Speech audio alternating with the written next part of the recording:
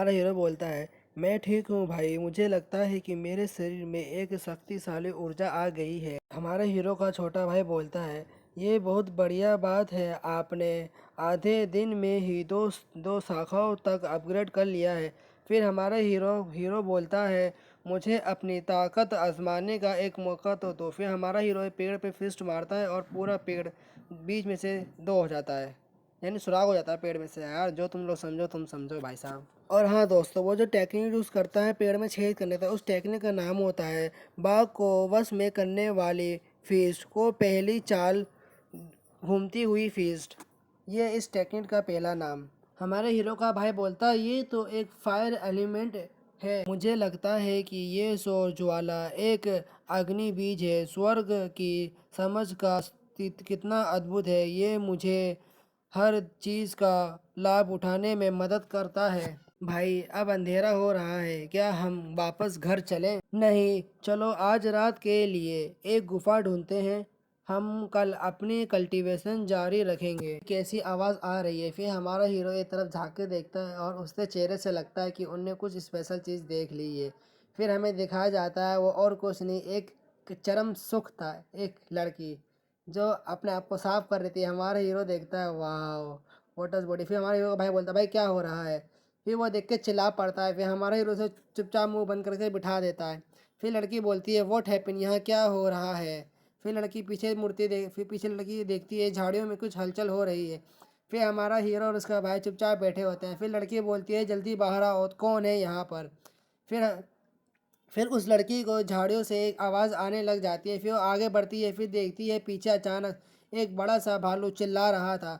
फिर हमारा हीरो का भाई बोलता है, चलो चल के देखते हैं, वहाँ एक बड़ा सा भालू है। फिर हमारा हीरो बोलता है, ये तो एक क्रोधित भालू है, मैंने इससे पहले कभी नहीं देखा, चलो चल के देखते हैं। हीरो का छोटा भाई बोलता है, भाई ये तो एक स्वत क्रोधित भालू शारीरिक शोधन के 8वें स्तर पर है, मैं भी इसका मुकाबला नहीं कर सकता, ये बहुत खतरनाक होगा, डरो मत।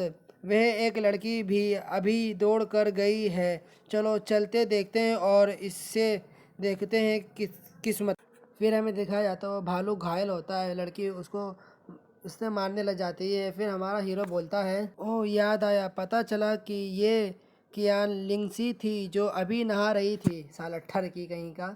चलो हमें चल के भी उसकी मदद करनी चाहिए। ध्यान से देखिए, भालू व्यस्त नहीं है, वे केवल शारीरिक शोधन के 5वें स्तर पर है और इसके अलावा उसे गंभीर चोट लगी है, वे मरने वाला है। फिर हमें भालू की लाश दिखाई जाती है। फिर लड़की बोलती है, कौन है वहाँ पर, जल्दी सामने आओ। फिर हमारा हीरो और उसका भाई सामने आता है और बोलता है, हे लिंसी, ये कैसा संयोग है, क्या तुम लो चेंग हो? मुझे अच्छे से पता था कि तुम मुझे अभी भी याद करती हो। क्या तुम अभी झील के किनारे के पास थे? यहाँ से गुजर रहे थे तो हमें एक आवाज़ सुनाई दी, हमने देखा कि तुम कितनी बहादुर हो और कितनी बढ़िया हो। शाबाश, सच में तुमने कुछ नहीं देखा, बेशक तुम मेरी एक प्रेरणा हो, और क्या हो। मुझे कुछ याद आ रहा है, क्या मैं तुम्हारे लिए एक फालतू हूँ क्या? मुझे कुछ समझ में नहीं आया।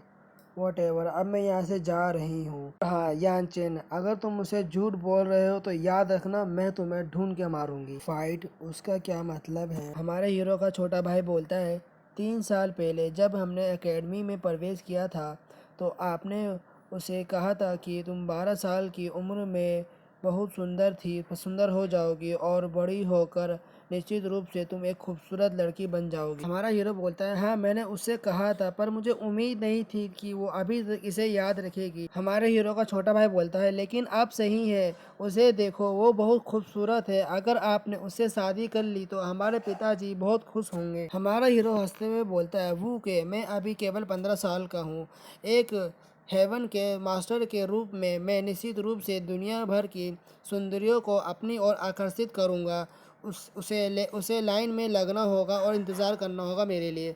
हेवन कंपटीशन स्तर एकदम सही है, सिवाय इसके लिए ये मेरे सारे कपड़े आसानी से जला देता है, इससे गुस्सा आता है मुझे। भाई कृपया आप गुस्सा ना करें, इस साधना विधि को आपको शारीरिक चरण के 5वें स्तर के शिखर पर पहुंचा दिया है, ये एक बहुत नामुमकिन चीज़ है। तुम सही हो मेरे छोटे भाई, भविष्य में मैं तुम्हारी ज़रूर मदद करूँगा। भाई जल्दी चलो, आंतरिक मूल्यांकन के नियम बाहरी वर्ग में घोषित किए जाएंगे। चलो जल्दी चलते हैं और अपने कपड़े बदलते हैं। ली की हमारे हीरो को इंतजार करती है और हमारा हीरो ड्रेसिंग रूम में से सामने आ जाता है। फिर उस समय कुछ डिसाइपल बोलते हैं, ये तो यान चेन है, क्या सचमुच वो स्वर्ग का मास्टर है? ये सोचना भी पागलपन है कि ये एक हारा हुआ व्यक्ति मास्टर सोल को जागृत कर सकता है।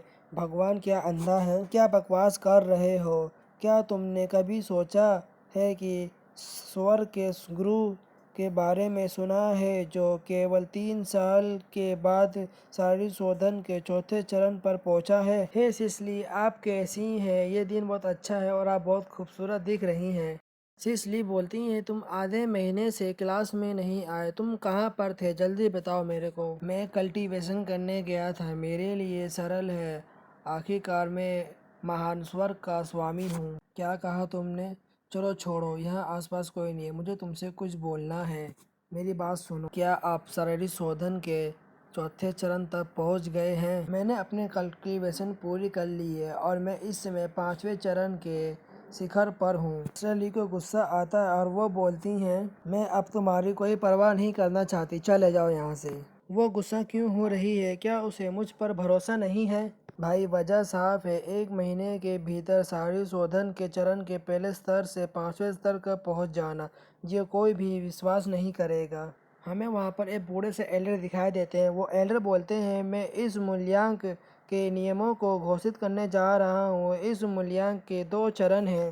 पहले चरण में आपको 3 लोगों की टीम बनानी होगी और सूर्योदय पर्वत में प्रवेश करना होगा। आध्यात्मिक जड़ी बूटी या आध्यात्मिक जानवरों से सामग्री एकत्र करने जैसे किसी भी साधन का आप उपयोग कर सकते हैं, लेकिन इस शर्त पर कि आप जीवित हैं। यदि आप खतरे में हैं तो आप मदद मांग सकते हैं। सेक्टर आपकी मदद के लिए तैयार है, लेकिन इसका मतलब है कि आप इस कंपटीशन में हार चुके हैं। और हाँ, आप जितनी अधिक सामग्री एकत्र करेंगे, आपका समूह अपने अधिक अंत प्राप्त कर सकता है। आपको 3 दिन में वापस आना होगा, फिर हम मूल्यांकन के लिए दूसरा चरण शुरू करेंगे। मिस ली बोलती हैं, बढ़िया यान चेन, ये नियम आपके लिए फायदेमंद है। आप जियान उगवान और एक अन्य मजबूत छात्र के साथ टीम बना सकते हैं, तब आपके पास अधिक अंक होंगे। वो के और मैं काफ़ी हैं, हमें और एक टीम मेंबर की ज़रूरत नहीं है। मिस ली बोलती हैं, तुम पूरी तरह से पागल हो।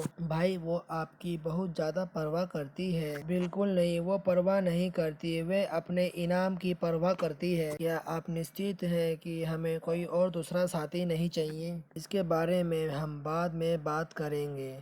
हम एक मजबूत आदमी को अंदर ले सकते हैं, लेकिन अगर वह शक्तिशाली नहीं हुआ तो हमारे लिए प्रॉब्लम हो सकती है। भाई उसे देखिए, वो तो मिक्सुयू है, वो किसके साथ है? उसका नाम क्या है? उसका नाम तो वेन झेंग मिंग है भाई। वह व्यक्ति बोर्ड मेडिसिन एसोसिएशन का एक युवा मास्टर है, आंतरिक संसाधन टाइगर पवेलियन का हीरो बोलता है, ये मेरा काम नहीं है, वे जिसके साथ चाहे उसके साथ रह सकती है। नमस्ते, आप सबसे अच्छे बाहरी शिष्य हैं जियान वो, क्या आप नहीं हैं? क्या आप अपने हारे हुए भाई के साथ मिलकर काम कर रहे हैं? मुझे डर है कि आप पहला चरण पार नहीं कर पाएंगे। तुम अपने काम से मतलब रखो, मैं आपको बस एक तरह का सलाह दे रहा हूँ। तो मैं अब चलता हूँ और मेरी तरफ से आप सबको गुड लक। क्या जियान वू के यान चेन के साथ मिलकर काम कर रहा है? हालांकि वे शक्तिशाली है, मुझे डर है कि कोई भी यान चेन के साथ समूह में शामिल नहीं होगा। हाँ, उनके समूह में केवल 2 लोग हैं और उनमें से एक तो कचड़ा है। ऐसा लगता है कि वे आसानी से हार जाएंगे। फिर दोस्तों हमें रात का सीन दिखाया जाता है और एक धमाके की आवाज़ आती है। भालू चिल्लाता है हमारे हीरो के ऊपर, हमारे हीरो पे पंजा मारता है। फिर हमारा हीरो अपनी फिस्ट का इस्तेमाल करते हुए उस भालू को मार देता है और भालू नीचे गिर जाता है। फिर हमारा हीरो बोलता है, भाई तैयार हो जाओ, अब ट्रॉफी हमें ही मिलने वाली है। भाई आप वास्तव में शक्तिशाली बन चुके हैं, आपने केवल एक ही बार में इस भालू को मार डाला। मैंने तुमसे कहा था कि मैं तुम्हें भविष्य में मैं तुम्हारी रक्षा करूँगा। अब चलते हैं, आगे बढ़ते हैं, देखते हैं आगे क्या है। और तभी दिखाया जाता है कुछ लोग भीड़ में भाग रहे हैं और हमारा हीरो का छोटा भाई बोलता है, भाई यहाँ क्या हो रहा है। हमारा हीरो बोलता है, चलो चल के देखते हैं। फिर आसमान में एक बड़ा सा बाउंडर दिखाया जाता है बिजली का। फिर एक डिसाइपल बोलता है, ये एक असामान्य घटना हुई है, ये एक चमत्कार है। तभी हमें दिखाया जाता है कि दो एल्डर उसकी तरफ बढ़ रहे थे और बोलते हैं, ये सिर्फ इतना है कि लई लाई के कारण ये घटना हुई है। उसी वक्त दूसरा एल्डर बोलता है, ये कीली रेखाएं स्वर्ग के प्रक्रिया का एक कारण है जिसका मतलब है कि ये कीली रेखाएं सामान्य नहीं है। क्या वह कुछ असामान्य खजाने हो सकते हैं। फिर हमारा हीरो उसी स्पिरिचुअल एनर्जी अपने अंदर शामिल करने लग जाता है। कहा जाता है कि हेवन कॉन्शियस स्तर दुनिया की हर चीज़ को समझने में आपकी मदद कर सकता है। मुझे आश्चर्य है कि क्या ये घटना और बिजली पर काम कर सकती है।